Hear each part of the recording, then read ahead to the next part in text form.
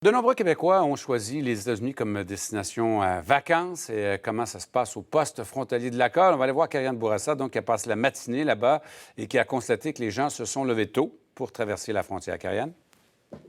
La période des vacances de la construction, c'est le moment le plus achalandé aux douanes. On est présentement du côté de Saint-Bernard-de-la-Colle et depuis ce matin, le temps d'attente pour traverser la frontière varie entre une dizaine de minutes, 30-35 minutes.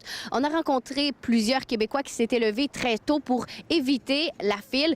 Faut dire que il y a 165 000 travailleurs de la construction qui sont en vacances depuis ce matin et selon CA Québec, 10 d'entre eux comptent se rendre du côté des États-Unis.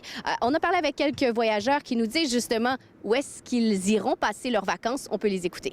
Oh, pas bien loin. Faire du bateau sur le lac Champlain, c'est malheureux. 35 minutes d'attente comme ça, est-ce que vous avez déjà vu pire?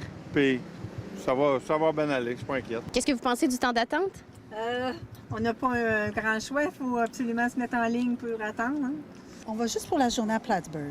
On n'avait pas pensé que c'était la même journée que les vacances de construction, mais on y va quand même. Alors, 30-35 minutes d'attente pour une journée, selon vous, est-ce que ça vaut la peine? Parfait, on s'en va à la plage, on va profiter du soleil.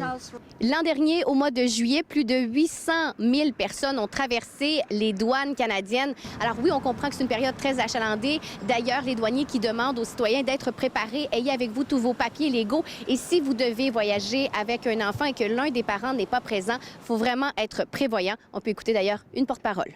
Ce qu'on demande comme pièce d'identité, et on demande aux gens d'avoir donc leurs documents d'identité pour eux, pour les enfants qui voyagent avec eux. Nos agents portent une attention particulière aux enfants. On est toujours à l'affût de retrouver des enfants qui sont disparus.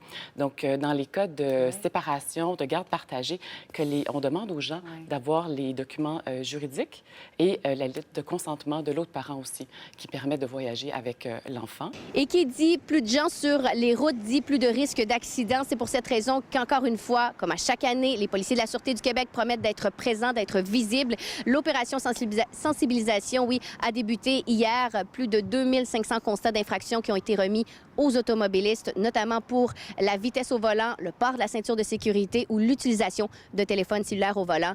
On le répète, l'an dernier, 16 personnes ont perdu la vie pendant les 2 semaines des vacances de la construction sur le territoire de la Sûreté du Québec.